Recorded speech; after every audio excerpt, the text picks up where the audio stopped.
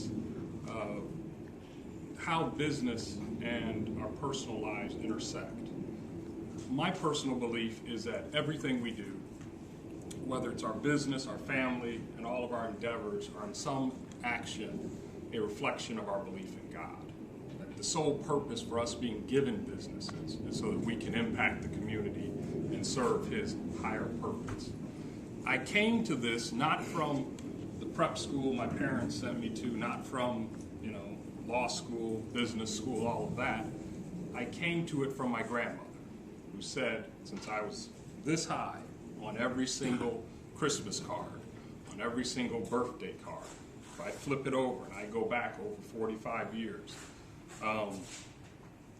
she said, no man is truly wise until he reads the Bible from the very first page until the very last page. God put everything in order. If you wish to know what that order is and anything you are looking for, start at the first page, go to the last. It encompasses everything. And when you're younger, you tend to, I don't want to use the word argue, but you tend to rebel. And you tend to think, they don't know what they're talking about. You weren't here when this stuff was invented, Grandma. You don't know anything about this. What's funny is I have children now and they tell me the same thing. And I'm like, I know that song. That song was written 30 years ago. That song wasn't written 2 weeks ago. I know the song word for word and the melody. But you get a sense of the history that you all are part of. And when you start looking at it from that historical evidence, you look for ways to pull yourself, your family, and your community forward. If you've ever been to one of my seminars, if you talk to anyone who knows my family, you always hear the exploits of my father, my uncles, my grandfather, my great-grandfather. Ironically, as I look back over our family history, it is the women that have carried us. Shh, don't tell nobody, because I come from a large family of men, and I'm one of 5 children, 4 boys, 1 girl. I have cousins, 8 boys, 1 girl. And so, but as I look backwards, I look at where the women have carried the family. The Bible records 23 times in it God telling us, go forth and multiply. That is His natural plan, that we are to go forth and anything we touch, we are to multiply. It is not until man gets amongst himself that he starts to figure out, how can I divide? Joseph's brothers, after they betrayed him, decided to divide up the coat of many colors, divide up the many spoils. So this purpose of multiplication is really why we're in business. My grandmother was born in 1908. My grandfather was born in 1894. Now, that's a long time ago for someone my age. My parents were born in the Great Depression. My grandfather served in World War I, but my grandmother was widowed when my mother was 4 months old, the youngest of 4 children. She was then put in the position of having to rear her children in an antagonistic society, having to assert her rights from business to personal to property, etc., in a society that really wasn't prepared for that. And it's her navigation of that, the fact that she was able to send her children, which is unheard of.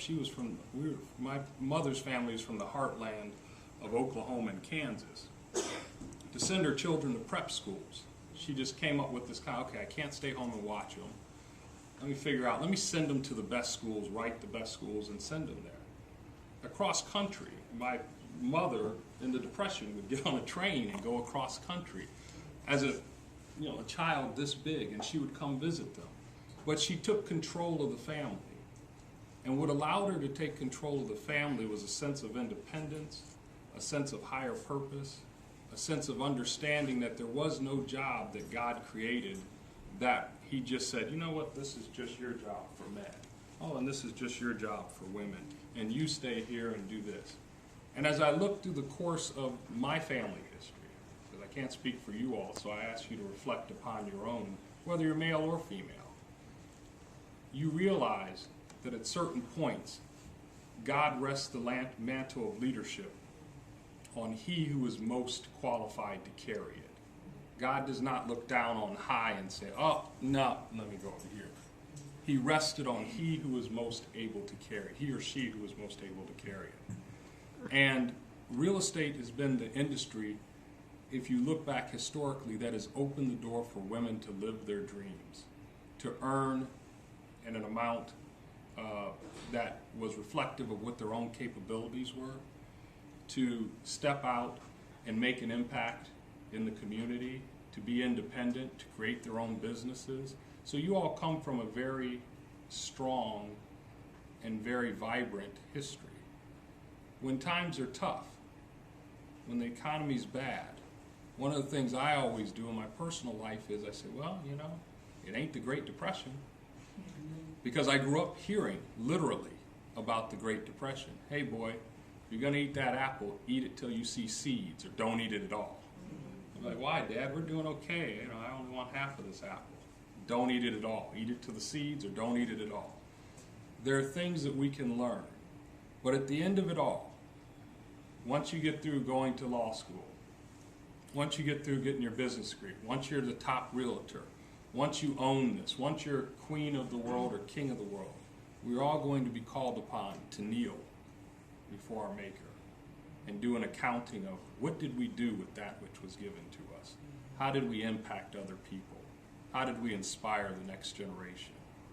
The one thing that the next generation needs so very badly is someone to slow them down from this very high speed that they are consuming worthless information, Yes. and redirect them to a purposeful meaning of life, a purposeful foundation, a recognition that God put at the very beginning of the earth parameters and then said, go forth and multiply. And he's given you all real estate, which is really an art form. It's part of its business, part of it is art, that you're able to express your own personal personality through. You're able to help others express their own personality. I so oftentimes tell agents when I meet with them that where a person's house is determines so much about not only their life, their children's life, their grandchildren's life. We all have somewhere that we go back to a homestead in our mind. Somewhere in your family you say, Grandma, Grandpa's house, wherever, Sumter, South Carolina, that's where it all began. It's that piece of property that anchored the family. You all's impact on our community and our economy is so much more so important.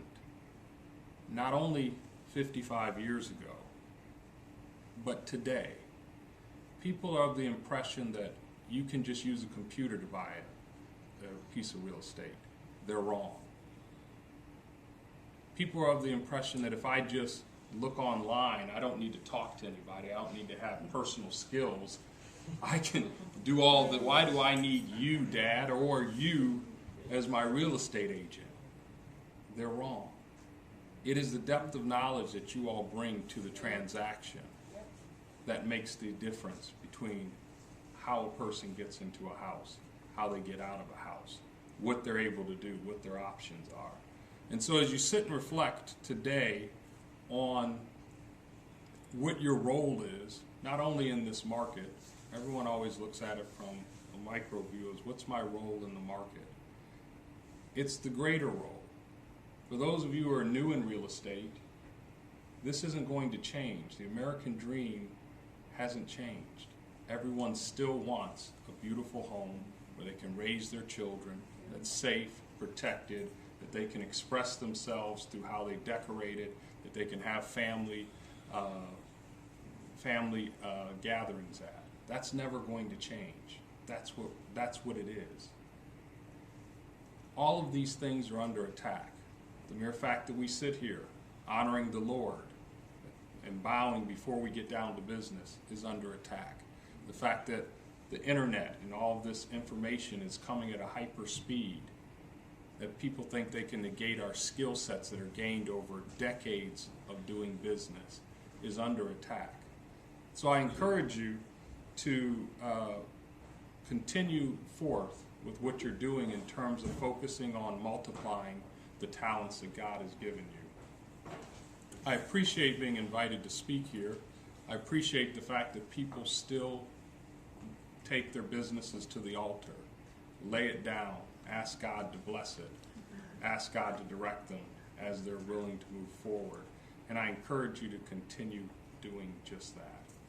Thank you very much.